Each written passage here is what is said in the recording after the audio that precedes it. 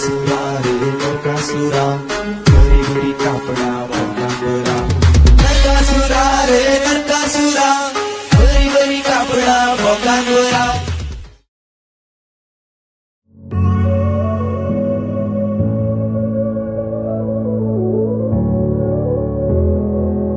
दिवाळी सण मोठा, आनंदाला नाही तोटा, अशी मोठेपण सांगणारी म्हण आपल्याकडं प्रचलित आहे.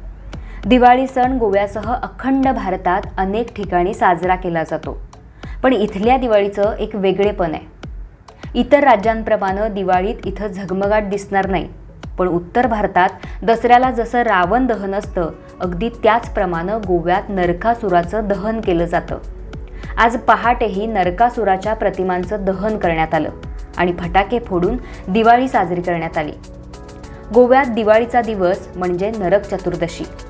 या दिवशी नरकासुराची काढली जाणारी मिरवणूक आणि त्यानंतर होणारं त्याचं दहन हा मोठा आकर्षणाचा भाग आहे.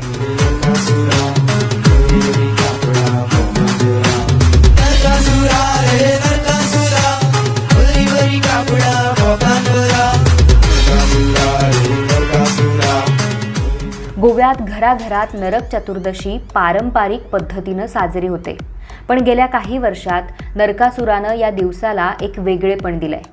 इथल्या गावोगावी, प्रत्येक चौकात, वाड्या वस्त्यांवर भले मोठे नरकासूर दिसतात. त्यांची वाजत गाजत मिरवणूक काढली जाते. दिवाळीच्या याच दिवशी श्रीकृष्णानं नरकासुराचा वध केला होता अशी आख्यायिका आहे. त्यानुसार गोव्यातली संस्कृती आणि संदर्भ पाहिला तर या दिवशी भव्य, अकराळ विकराळ अशा नरकासुरांचं दहन करण्याचा विधी होतो. गोव्यात नरकासुराच्या प्रतिमेचं दहन करण्याची परंपरा तशी जुनी नाही.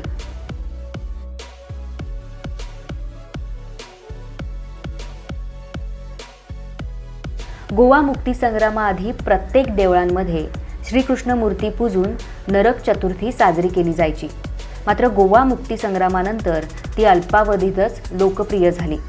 आता गोव्यामध्ये नरकासुराच्या देखाव्यासाठी अनेक मंडळांमध्ये चढाओढ पाहायला मिळते.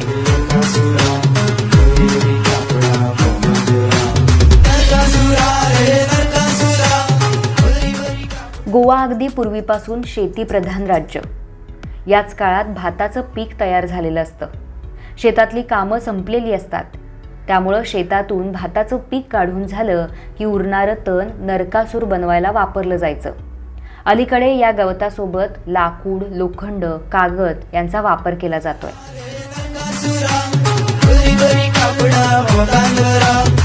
तर भव्य असे हे नरकासूर आपण पाहिले असतीलच, पण काही लहान मुलं सुद्धा आहेत ज्यांचा भव्य असा हा नरकासूर आपल्याला इकडे पाहायला मिळतोय. त्यांच्या काय आता भावना आहेत ते आपण जाणून घेऊयात.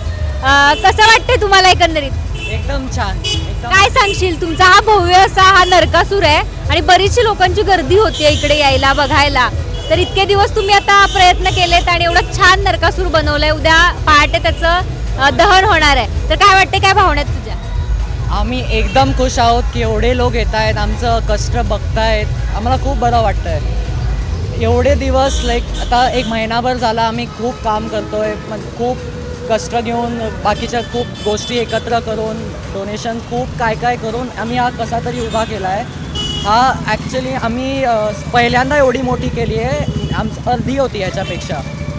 आम्ही असे 10-1 जण एकदम कोर ग्रुप आहे आणि लहान मुलं असतात, ती थोडी मदत करतात. हा लहान नरकासूर केला आहे, ते लहान मुलांच्या मदतीने केला आहे. असं एकत्र येऊन आम्ही हा सण साजरा करतो.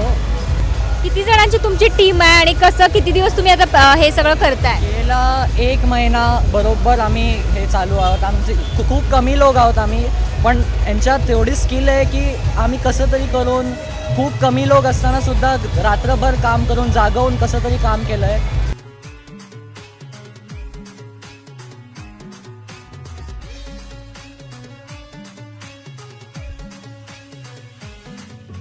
पूर्वी गोव्यात घराघरात नरक चतुर्दशीला पहाटे अभ्यंग स्नान झालं की सर्वांची ओवाळणी केली जायची आणि प्रत्येकाच्या पायाखाली कारिटाचं कडू फळ तुडवायला दिलं जायचं.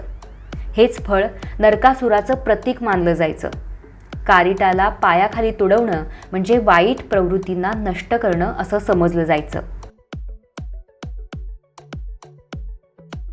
कालांतरानं शेतातलं तण, घराच्या आजूबाजूचं गवत, सुका पालापाचोळा यापासून नरकासुराचा पुतळा तयार होऊ लागला. यापासून सध्या प्रचलित असलेलं महाकाय नरकासुराचं रूप तयार झालं. गोव्यातल्या तरुण मंडळींमध्ये नेहमीच उत्साह पाहायला मिळतो. यंदा हातातली सगळी कामं संपवून ही तरुण मुलं दिवाळीच्या आधी काही दिवसांपासून कागदाचे नरकासूर बनवण्यात दंग असलेली पाहायला मिळाली. युवा पिढीवर नरकासूर बनवण्याचा वाढता प्रभाव बघून अनेक राजकीय नेतेसुद्धा आता त्यांना आर्थिक सहाय्य देऊ लागले आहेत. नरकासुराच्या स्पर्धासुद्धा आयोजित केल्या जात आहेत. त्यामुळं दिवसेंदिवस नरकासुरांची संख्या गोव्यात वाढू लागली आहे. कोविडनंतर यंदा डीजेच्या दणक्यात नरक चतुर्थी साजरी करण्यात आली. तर नरकासुरांची काही ठिकाणी भव्य अशी मिरवणूक काढली गेली.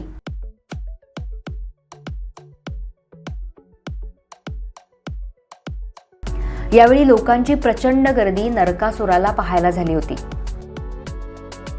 यंदा सार्वजनिक तसंच घरगुती नरकासूर सुद्धा पाहायला मिळाले. तर नरकासुरांच्या प्रतिमांचं दहन करूनच गोव्यात आज दिवाळीची पहाट झाली.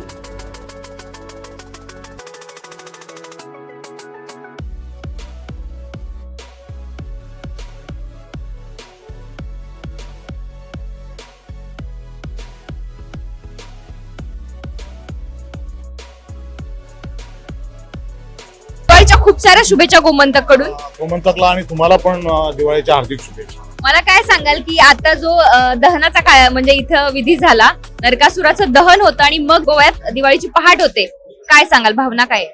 तुम्ही जर संबंध भारतभर बघितलं तर ही प्रथा गोव्यात तर तुम्हाला आढळेल. कशाला तर गोव्यात दोन गोष्टी आहेत. एक म्हणजे हा नरकासूर जो होता तो असुर होता, तो गोव्यावरती राज्य करायचं असं पौराणिक कथेमध्ये सांगितलं गेलेलं आहे. तुम्हाला पौराणिक कथा जर बघितली तर त्याच्यात गोय याच्यावरती राज्य करून, असुरांचं राज्य करून गोव्याच्या जनतेला त्यांनी छळलं जास्त करून आणि कृष्णाने त्यांचा वध केला. ती ही नरक चतुर्दशी. नरक चतुर्थी सकाळी जेव्हा पहाटे उठून यांचं दहन केलं जातं आणि त्याच्यानंतरच गोव्याची दिवाळी खरी म्हणजे अर्थानं सुरू होते.